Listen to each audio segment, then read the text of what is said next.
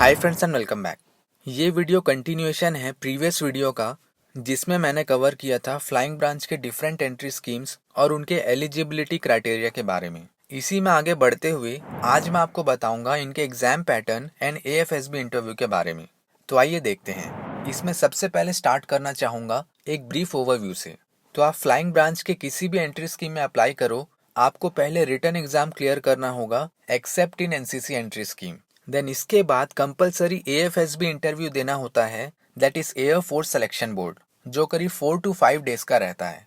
Basically AFSB का काम है best of the best candidates को चूज करना एंड रेकमेंड करना फर्दर ट्रेनिंग के लिए। यहाँ पे रिकमेंडेशन का मतलब है कि आपने रिटन एंड एएफएसबी फेस दोनों क्लियर कर लिया है और आपके अंदर एक ऑफिसर बनने की क्वालिटी है बेस्ड अपॉन योर परफॉर्मेंस। लेकिन आपका टास्क यहीं पे ख़त्म नहीं होता, क्योंकि इसके बाद होता है आपका मेडिकल, जो लगभग 5 डेज का रहता है और इसमें आपका थॉरो चेकअप होता है A to Z, जिसे क्लियर करना बिल्कुल भी आसान नहीं है, क्योंकि इसमें हंड्रेड्स ऑफ पैरामीटर्स रहते हैं जिसमें किसी भी तरह का कॉम्प्रोमाइज़ नहीं किया जाता। तो अगर आप इसे क्लियर कर लेते हैं, देन फाइनली एक ऑल इंडिया मेरिट लिस्ट बनाया जाता है। उसमें एयर फोर्स के रिक्वायरमेंट के हिसाब से आपको सेलेक्ट किया जाता है फर्दर ट्रेनिंग के लिए किसी भी एयर फोर्स ट्रेनिंग एस्टेब्लिशमेंट में। अब यहाँ पे आप में से कुछ लोगों को कंफ्यूजन होगा SSB interview, that is services selection board, and AFSB interview में। तो दोनों ऑलमोस्ट सेम ही होता है, बस एसएसबी का काम है आर्मी एंड नेवी के लिए कैंडिडेट्स रिकमेंड करना। सेम वे एयर फोर्स के लिए सिर्फ एएफएसबी बोर्ड ही रिकमेंड करता है। प्लस एक और डिफरेंस है कि एएफएसबी में अगर आपने फ्लाइंग ब्रांच के लिए अप्लाई किया है तो आपको सीपीएसएस टेस्ट पास करना होता है, that is computerised pilot selection system, या पीएबीटी टेस्ट पास करना होता है, that is pilot aptitude battery test. इन टेस्ट के बारे में मैं एक सेपरेट वीडियो बना दूंगा, क्योंकि अपने आप में बहुत बड़ा टॉपिक है और इस वीडियो में कवर करना पॉसिबल नहीं है। बट ये एक सबसे इम्पॉर्टेंट फेस है, क्योंकि इसमें अपियर होने का चांस आपको लाइफ टाइम में सिर्फ एक ही बार मिलता है। अगर आप इसमें फेल हो जाते हैं तो आप कभी भी पायलट नहीं बन सकते किसी भी आर्म्ड फोर्सेस में। और अगर आपने इसे एक बार क्लियर कर लिया तो अगेन फिर से क्लियर करने की ज़रूरत नहीं है, रिगार्डलेस आप कितने भी एएफएसबी इंटरव्यू अटेंड करो। तो ये था एक ब्रीफ ओवरव्यू। अब स्टेप बाय स्टेप देखते हैं रिटन एग्जाम के बारे में। इसमें फर्स्ट देखते हैं एनडीए एग्जाम पैटर्न। तो इसमें 2 पेपर्स होते हैं ऑफलाइन मोड में और ईच पेपर का ड्यूरेशन 150 मिनट्स रहता है। इसमें सभी क्वेश्चंस ऑब्जेक्टिव एमसीक्यूज के फॉर्म में होते हैं विथ 1/3 नेगेटिव मार्किंग। और ये एग्जाम आपको बोथ हिंदी एंड इंग्लिश में अवेलेबल रहता है। इसमें पेपर 1 है मैथमेटिक्स, जिसमें 120 क्वेश्चंस पूछे जाते हैं 300 मार्क्स के।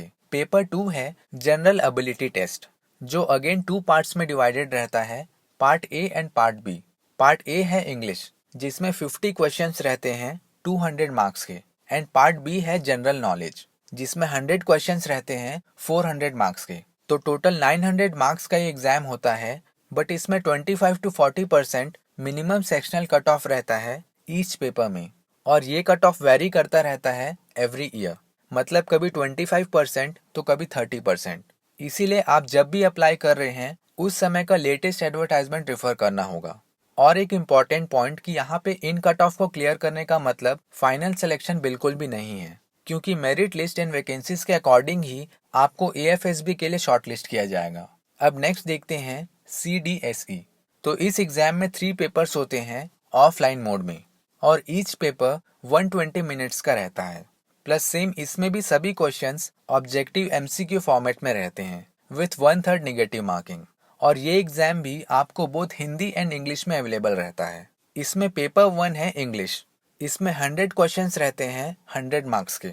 पेपर 2 है मैथमेटिक्स, इसमें भी सेम 100 क्वेश्चंस रहते हैं 100 मार्क्स के। एंड पेपर 3 है जनरल नॉलेज, इसमें भी सेम 100 क्वेश्चंस रहते हैं 100 मार्क्स के। तो टोटल 300 मार्क्स का ये एग्जाम होता है और इसमें भी 20% मिनिमम सेक्शनल कट ऑफ रहता है ईच पेपर में। But again in cut off को क्लियर करने का मतलब फाइनल सिलेक्शन बिल्कुल भी नहीं है, क्योंकि मेरिट लिस्ट एंड वैकेंसीज के अकॉर्डिंग ही आपको एएफएसबी के लिए शॉर्टलिस्ट किया जाता है। इसके बाद नेक्स्ट है एएफ कैट। इसमें सिर्फ 1 पेपर होता है ऑनलाइन मोड में, पहले ये ऑफलाइन कंडक्ट किया जाता था। इस एग्जाम का ड्यूरेशन 120 मिनट्स रहता है, जिसमें सभी क्वेश्चंस एमसीक्यू फॉर्मेट में रहते हैं विथ 1/3 नेगेटिव मार्किंग। लेकिन ये एग्जाम सिर्फ इंग्लिश में अवेलेबल रहता है। इसमें टोटल 100 क्वेश्चंस पूछे जाते हैं 300 मार्क्स के, जिसमें आपको English, general awareness, numerical ability, reasoning and military aptitude, इन सारे टॉपिक्स के ऊपर आपको क्वेश्चंस पूछे जाते हैं। बट इसमें एक एडवांटेज है कि किसी भी तरह का सेक्शनल कट ऑफ इसमें नहीं रहता और आपके total marks merit and vacancies के अकॉर्डिंग ही AFSB के लिए शॉर्टलिस्ट किया जाता है। इसके बाद लास्ट है NCC स्पेशल एंट्री स्कीम। तो इसका डिटेल्स मैं ऑलरेडी प्रीवियस वीडियो में बता चुका हूँ कि इसमें कोई भी रिटन एग्जाम आपको नहीं देना पड़ता और डायरेक्टली आपके NCC certificate 12th and graduation criteria के अकॉर्डिंग AFSB के लिए शॉर्टलिस्ट किया जाता है। अब इन एग्जाम्स को क्लियर करने के बाद next and very important face आता है AFSB इंटरव्यू, जो करीब 4 to 5 डेज का रहता है। ये बहुत ही ज़्यादा इंपॉर्टेंट एंड एग्जॉस्टिव फेस है, क्योंकि इसी के थ्रू डिसाइड किया जाता है कि आपके अंदर एक ऑफिसर बनने की क्वालिटी है या नहीं, जिसे शॉर्ट में बोलते हैं OLQ, ऑफिसर लाइक क्वालिटीज। अब इस फेस को step by step break down करके सिंपल वे में समझते हैं और मैं आपसे एक रिक्वेस्ट करना चाहूँगा कि आप बिल्कुल अटेंशन के साथ इसको सुनिए, या आप चाहो तो वीडियो के साथ साथ इन डिटेल्स को नोट भी कर सकते हो। तो स्टार्ट करते हैं डे 1 से। तो डे 1 में होता है रिपोर्टिंग एंड स्क्रीनिंग टेस्ट। ये आपका फर्स्ट स्टेज है और यही क्लियर करना सबसे इम्पॉर्टेंट फेस है, क्योंकि इसी में almost 80 to 85% candidates filter out करके वापस घर भेज दिए जाते हैं और जो कैंडिडेट्स बच जाते हैं सिर्फ वही 5 डेज तक स्टे करते हैं स्टेज 2 के लिए। तो ये एक तरह का नॉकआउट राउंड हुआ, जिसे क्लियर करना आपके लिए बहुत इंपॉर्टेंट है। इसमें अप्रॉक्सीमेटली 250 से 400 कैंडिडेट्स को बुलाया जाता है एक सेशन में, जिसमें आपको एक फिक्स्ड वेन्यू पे रिपोर्ट करना होता है, जनरली 6 to 6:30 AM को, अकॉर्डिंग टू इंस्ट्रक्शंस जो भी आपके कॉल लेटर में मेंशन्ड है। यहाँ एयरफोर्स की बस आपको पिकअप करेगी और AFSB सेंटर तक लेकर जाएगी, जहाँ आपका पूरा सिलेक्शन प्रोसेस ऑर्गेनाइज किया जाएगा। यहाँ पे सबसे पहले आपका डॉक्यूमेंट्स वेरीफाई किया जाता है और सभी स्टूडेंट्स को एक चेस्ट नंबर अलॉट किया जाता है। इन सब प्रोसेस के तुरंत बाद आपका OIR टेस्ट होता है, that is officers intelligence rating test. इसमें बैक टू बैक 2 पेपर्स होते हैं ऑफलाइन मोड में, जिसमें आपको बेसिक एप्टीट्यूड एंड रीजनिंग के क्वेश्चंस पूछे जाते हैं। इसमें ईच पेपर में करीब 50 क्वेश्चंस रहते हैं, जिसे आपको 30 मिनट्स में सॉल्व करना होता है। इस टेस्ट के तुरंत बाद आप सभी स्टूडेंट्स को PPDT test, that is picture perception and discussion test के लिए एक बड़े से हॉल में असेंबल किया जाएगा। यहाँ आपको एक ब्लर इमेज दिखाया जाएगा सिर्फ 30 सेकेंड्स के लिए।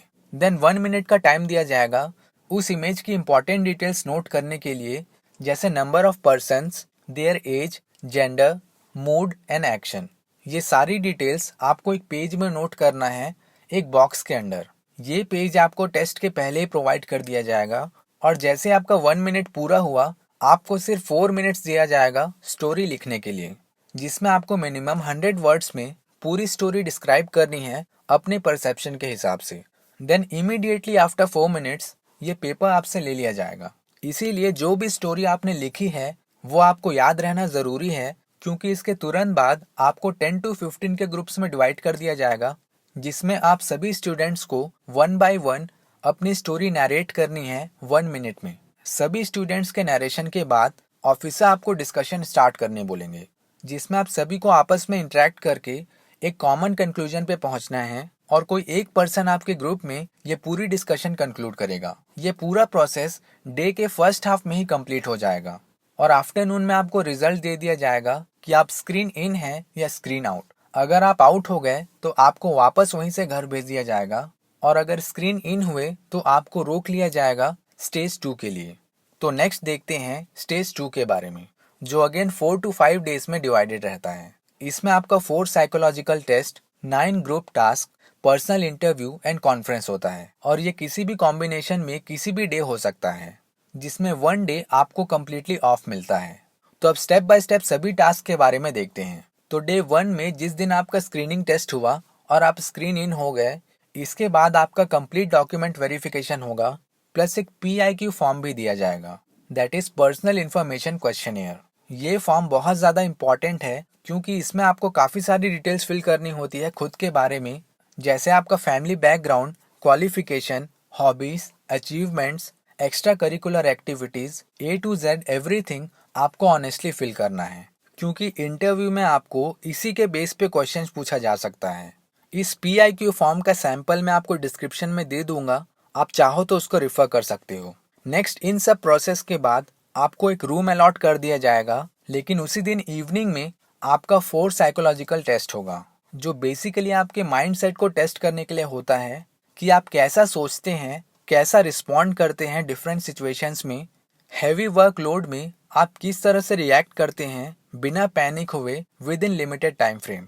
और यहाँ पे आप कुछ भी फेक चीज नहीं लिख सकते, क्योंकि सोचने का टाइम इतना लिमिटेड रखा गया है कि जो भी थॉट आपके दिमाग में फर्स्ट आएगा एग्जैक्टली वही इस टेस्ट में बाहर आएगा। तो अब इन 4 टेस्ट के बारे में देखते हैं। इसमें फर्स्ट है TAT, that is thematic apperception test. इसमें आपको कंटिन्यूअसली 10 to 12 इमेज दिखाया जाएगा, each for 30 seconds only. Then 4 minutes का टाइम दिया जाएगा स्टोरी लिखने के लिए।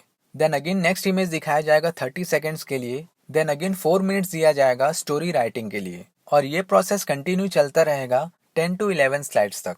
लेकिन इसमें लास्ट इमेज ब्लैंक रहेगा, जिसमें आपको अपनी इमेजिनेशन से कोई भी मीनिंगफुल स्टोरी लिखनी है। इमीडिएटली इस टेस्ट के बाद सेकेंड टेस्ट शुरू हो जाएगा, WAT, that is word association test. इसमें आपको 60 वर्ड्स दिखाए जाएंगे, ईच फॉर 15 सेकेंड्स ओनली।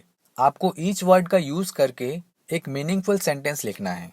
ये टेस्ट 15 मिनट्स का रहता है और इसमें आप जितने भी सेंटेंस लिख सकें उतना आपके लिए बेहतर है। इमीडिएटली इस टेस्ट के बाद थर्ड टेस्ट शुरू हो जाएगा, SRT, that is situation reaction test. इसमें आपको एक बुकलेट दिया जाएगा जिसमें 60 डिफरेंट सिचुएशंस दिए रहेंगे रियल वर्ल्ड सिनारियो से रिलेटेड, एंड आपको उस पर्टिकुलर सिचुएशन को इमेजिन करके अपना रेस्पॉन्स या सॉल्यूशन लिखना है, एकदम शॉर्ट में टू द पॉइंट। और इसे आपको टोटल 30 मिनट्स में कंप्लीट करना है। देन इमीडिएटली इस टेस्ट के बाद आपका फोर्थ टेस्ट शुरू हो जाएगा, SDT, that is self description test.